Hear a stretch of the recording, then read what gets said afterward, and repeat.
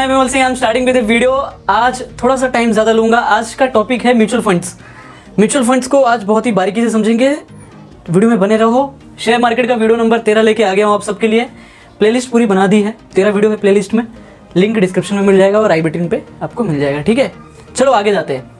आज का जो क्वेश्चन है, सबसे पहले क्वेश्चन से स्टार्ट करेंगे कि म्यूचुअल फंड्स को समझना क्यों ज़रूरी है। ध्यान से समझो इस बात को कि अगर आप कुछ money every month share market में इन्वेस्ट करते हैं, ओके, इसका मतलब क्या होता है? कर सकते हो एसआईपी के थ्रू कर सकते हो भैया। एसआईपी क्या होता है? Systematic investment plan. एसआईपी में क्या होता है ये समझ लो इस बात को बारीकी से। सिस्टमैटिक इन्वेस्टमेंट प्लान के थ्रू क्या होता है ना, दो तरीके से होता है। वन टाइम पेमेंट कर दो 1 साल के लिए, मतलब आपने कोई शेयर्स लिया, ठीक है, किसी कंपनी का म्यूचुअल फंड लिया, किसी एसेट कंपनी का म्यूचुअल फंड लिया, म्यूचुअल फंड्स, और उसका जो शेयर है, ध्यान देना मैं क्या कह रहा हूँ, उसका जो शेयर है, उसके शेयर में आपने वन टाइम पेमेंट कर दिया एसआईपी के थ्रू।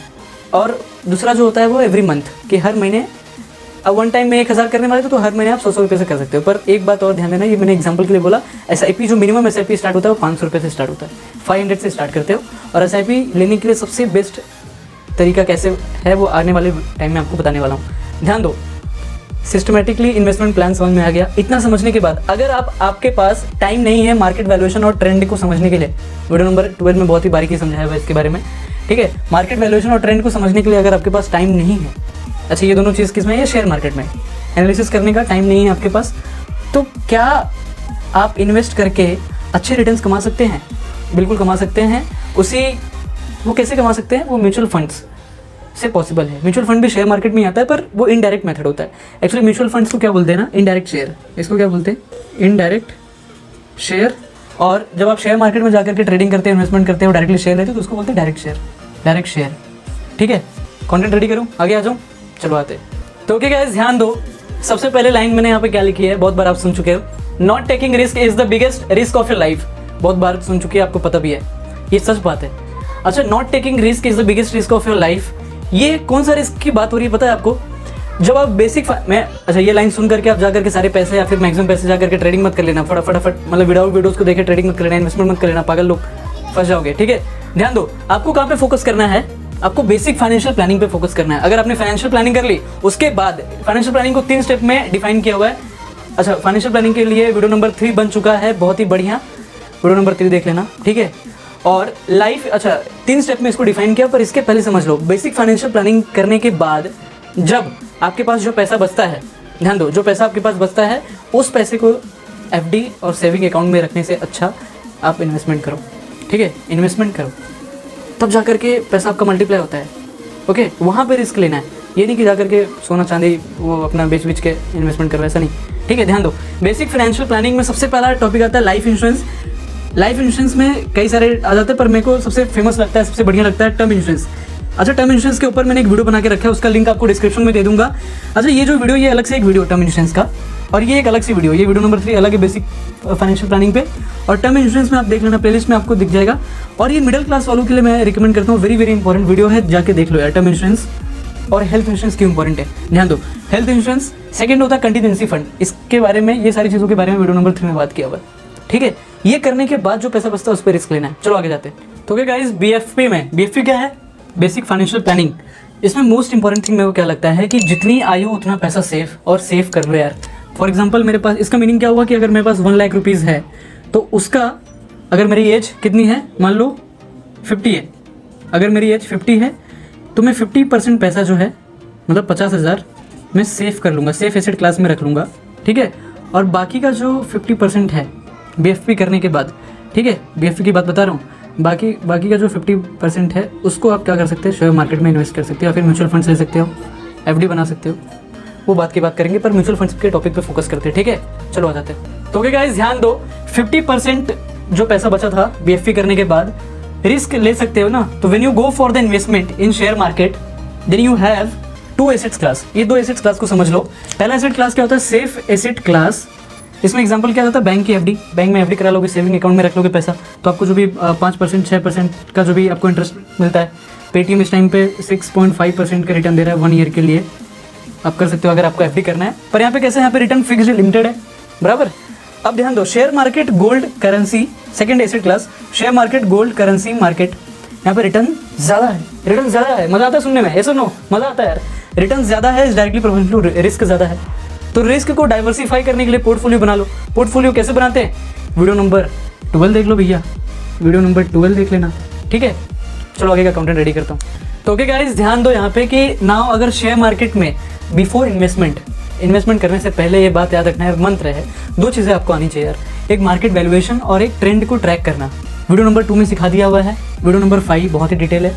अगर ये एनालिसिस करके आप हाई रिटर्न्स कमा सकते हो, अर्न कर सकते हो, बट अगर आपको मार्केट वैल्यूएशन और ट्रेंड को एनालिसिस करने नहीं आता, हालांकि ये दोनों वीडियो देखने के बाद आपको मैक्सिमम नॉलेज हो जाएगा, ऑलमोस्ट आ भी जाएगा। आप देखो अच्छे से, थोड़ा देखो यार प्रॉपर डिटेल में। एनालिसिस करने नहीं आता तो क्या करें, इसका आंसर लेके आया हूँ आपके लिए, और उसी का आंसर कहीं ना कहीं आने वाले टाइम में म्यूचुअल फंड्स होने वाला है। बट म्यूचुअल फंड में भी थोड़ा रिस्क होता है, कैसे एनालिसिस करना है आज आपको सिखा के ही रहूँगा, ठीक है। तो ओके गाइस, ध्यान दो यहाँ पे कि कॉमन मैन इन्वेस्टर जो होता है, अगर इन रिस्की एसेट क्लास में, इन रिस्की एसेट क्लास क्या होता है, मैंने बताया ना अभी 2 टाइप ऑफ एसेट क्लास।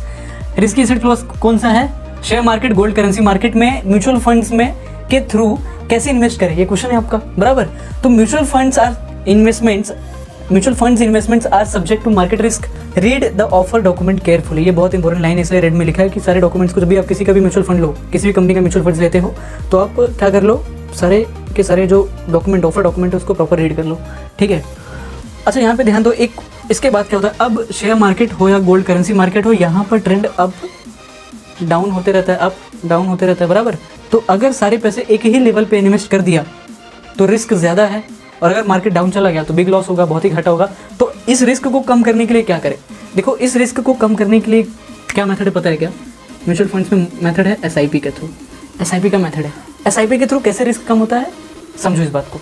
तो क्या गाइस, यहाँ पे थोड़ा सा SIP के कॉन्सेप्ट को समझ लो बारीकी से कि SIP काम कैसे करता है।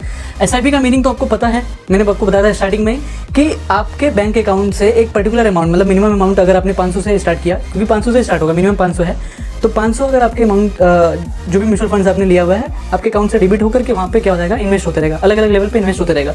इसके पहले मैंने क्या बताया था, अगर एक लेवल पे इन्वेस्ट कर दिया तो रिस्क ज़्यादा है, मार्केट अगर धड़ाम से नीचे आ गया तो रिस्क ज़्यादा है, तो वहाँ पे मत करना। SIP क्या करता है, आपके पैसे को अलग अलग लेवल पे ऑटोमेटिकली इन्वेस्ट करते रहता है। तो आपने अगर अगर आपने कर लिया 50 पे फॉर एग्जाम्पल, ठीक है, तो 50 पे अगर आपने बाय कर लिया तो वो अलग अलग लेवल पे इन्वेस्ट करते रहता है ना, अलग अलग लेवल पे वो SIP अपने आप हर महीने इन्वेस्ट करते रहेगा, ठीक है। तो यहाँ पे क्या होता है ना, अलग अलग लेवल पे इन्वेस्ट करने की वजह से, ड्यू टू दिस, आपको एक एवरेज बाइंग प्राइस मिलता है, मतलब इसका जो एवरेज होता है, बराबर, एवरेज जो होता है, एवरेज मान लो 43 आ गया, तो एवरेज बाइंग प्राइस आपको मिलता है। अच्छा, जब भी इस एवरेज मार्केट जो होता है ना, ये जो मैंने यहाँ पे जो पॉइंट दिया ना मार्केट, अगर मार्केट का जो वैल्यू है, जो प्राइस है, जब ये एवरेज बाइंग प्राइस से ऊपर चले जाता है, इसका मतलब आपको प्रॉफिट हो गया है यार, आप प्रॉफिट में आ जाते हो, प्रॉफिट हो गया है, समझा। अच्छा, जिस पॉइंट से स्टार्ट किया था, ठीक है, ध्यान दो, जिस पॉइंट से स्टार्ट किया था, यहाँ पे आपको वेट नहीं करना पड़ता ना कि ऊपर जाएगा कि नीचे जाएगा, आपको वेट नहीं करना पड़ता क्योंकि आपको एवरेज बाइंग प्राइस मिल गया होता है। इतना समझा, चलो आगे का कंटेंट समझते हैं। तो ओके गाइस, ध्यान दो, अगर आप शेयर मार्केट में लमसम अमाउंट इन्वेस्ट करते हैं तो कितने टाइम फ्रेम के लिए करना चाहिए, और कौन से वैल्यूएशन पे मार्केट आ रहा है, इसके ऊपर हमारे मिलने वाले जो पैसे होते हैं, हमारे मिलने वाला जो रिटर्न्स होता है वो डिपेंड करता है। इतना समझा, आगे जाता हूँ। तो ओके गाइस, यहाँ पे ध्यान दो, थोड़ा SIP का एडवांटेज समझ लो। SIP लेने के बाद शेयर मार्केट में आपने जिस पॉइंट पे बाई किया था, ठीक है, बाई किया था, अगर उसके बाद से मार्केट अपट्रेंड जाता है, अपट्रेंड, ठीक है, ये सब क्या होता है, वीडियो नंबर 2 में हमने बहुत ही बारीकी से बात करी हुई है, ठीक है, वीडियो नंबर 3 में, सॉरी। अगर अपट्रेंड जाता है मार्केट, तो आपका जो एवरेज बाइंग प्राइस जो होगा, अगर यहाँ पे 50 पे लिया तो मान लो अभी ये 44 पे फॉर एग्जांपल, तो एवरेज बाइंग प्राइस जो होता है वो क्या होता है, बढ़ जाता है, इंक्रीज हो जाता है। इसके वजह से क्या होता है, इंक्रीज होने की वजह से क्या होता है, अच्छा रिटर्न्स मिलता है SIP का। अच्छा, एक पॉइंट और याद रखना कि SIP का जो रिटर्न्स होता है मैक्सिमम टाइम लेस देन, और एक्चुअल में लेस होता है, less than lump sum returns. Less than का मतलब क्या होता है, कम। SIP का रिटर्न्स कम होता है, लमसम रिटर्न का मतलब कि आपने शेयर मार्केट में डायरेक्ट इन्वेस्टमेंट किया, मतलब आपने क्या किया, मार्केट वैल्यूएशन और ट्रेंड को ट्रैक किया। ये 2 चीज़ें अगर आपको आ गई तो आप शेयर मार्केट में रिस्क को डाइवर्सिफाई कर सकते हो पोर्टफोलियो के थ्रू। पोर्टफोलियो क्या होता है, वीडियो नंबर 2 में जाके देख लो, ठीक है। आगे का कॉन्सेप्ट समझो। तो गाइस ध्यान दो, make a thought before taking SIP। लेने से पहले क्या आपका विचार होना चाहिए, सबसे पहले इस बात को समझो, SIP लेने से पहले तो आपको रिस्क एनालिसिस करना है। कौन सा रिस्क, BFP का, जितना आयु उतना पैसा, सेफ एसेट क्लास।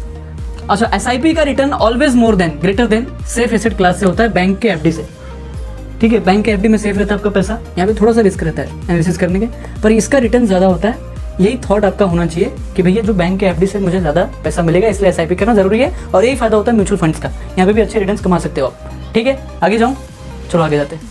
तो ओके गाइस, ध्यान दो, म्यूचुअल फंड्स में 2 प्लान होता है। टॉपिक आ गया फाइनली म्यूचुअल फंड को समझने का। ठीक है, समझो इस बात को। म्यूचुअल फंड में एक प्लान होता है डायरेक्ट प्लान और रेगुलर प्लान। डायरेक्ट प्लान क्या होता है, रेगुलर प्लान क्या होता है, एक एक करके समझो। अगर आपने पैसे को इन्वेस्ट किया, एक म्यूचुअल फंड्स लिया एडवाइजर के थ्रू, मतलब यहाँ पे थर्ड पार्टी आ गई, आपके और म्यूचुअल फंड के बीच में कोई तीसरा आ गया, तो एडवाइजर के थ्रू जब भी इन्वेस्ट किया, म्यूचुअल फंड्स लिया, तो यहाँ पे एडवाइजर को पैसा देना पड़ेगा। इसी प्लान को क्या बोलते हैं, रेगुलर प्लान। और इसी में क्या होता है, हाई कमीशन।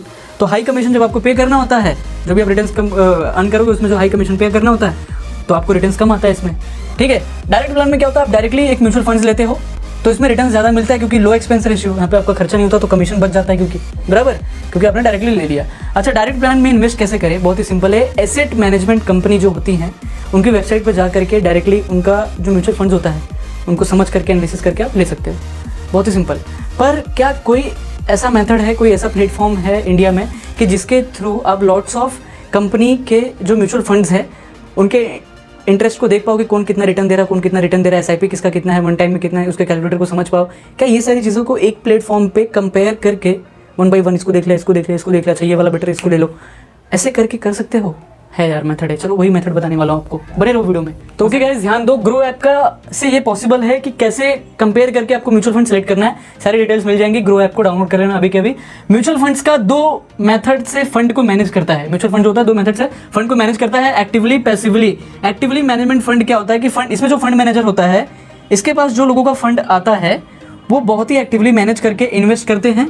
प्रॉपर एनालिसिस होता है, जिस कंपनी में अच्छे रिटर्न्स मिल सकते हैं वहाँ पे वो लोग इन्वेस्ट करते हैं पीरियडिकली, मतलब टाइम टू टाइम मॉनिटर भी करते हैं, चाहे तो चेंजेस भी लेके आ सकते हैं। और इसी के साथ आपको बताना चाहूँगा कि एक्टिवली काम होता है बहुत ज़्यादा, तो फंड मैनेजमेंट चार्जेस जो होता है वो बहुत ज़्यादा है, यहाँ पे ज़्यादा है, इतना समझा। इसके बाद समझ लो पैसिवली मैनेजमेंट फंड। तो क्या गाइस, ध्यान दो, पैसिवली मैनेज फंड में क्या होता है कि जो फंड मैनेजर होता है, जो भी फंड मैनेज करने के लिए इसको आता है, वो क्या करता है, निफ्टी 50 के टॉप 50 कंपनीज में इन्वेस्ट करेंगे। तो इसमें ज़्यादा मेहनत तो लगता है, इसलिए लेस एक्सपेंस रेशियो होता है, मतलब कम खर्चा लगता है, फंड मैनेजर को कम पैसा जाता है इसमें। अच्छा, ये कैसे होता है, इसमें जो एसेट मैनेजमेंट कंपनी होती है वो निफ्टी 50 के इंडेक्स फंड को निकालते हैं। अच्छा, निफ्टी 50 क्या होता है, टॉप 50 कंपनी का शेयर्स एक साथ दिखाता है, निफ्टी 50 भी एक इंडेक्स है, ठीक है। तो इंडेक्स फंड को निकालते हैं, इसका जो कंपोजिट जो शेयर्स होता है उसी में इन्वेस्ट करते हैं ये लोग। एनालिसिस करेंगे कि टॉप 50 कंपनी का किसका शेयर्स आगे जाने वाला है, किसका ग्राफ जाने वाला है, अप ट्रेंड जाने वाला है, उसमें क्या करेंगे, इन्वेस्ट करेंगे। तो यहाँ पे इसमें ज़्यादा टाइम नहीं लगता, इसमें सारी चीज़ें रेडी है। तो फंड मैनेजर का कम चार्जेस आता है, इस वजह से यहाँ पे क्या होता है, कम पैसा लगता है, तो लेस एक्सपेंस रेशियो। ठीक है, इतना समझा पक्का। Thanks for watching guys. तो अगर आपको वीडियो पसंद आया हो तो लाइक करो, शेयर करो, सब्सक्राइब करो, कमेंट करो और बताओ नेक्स्ट टॉपिक कौन सा लेके आऊँ। आने वाले टाइम में एक सीरीज और लेके आने वाला हूँ। Thank you very much guys, wish you all the very best.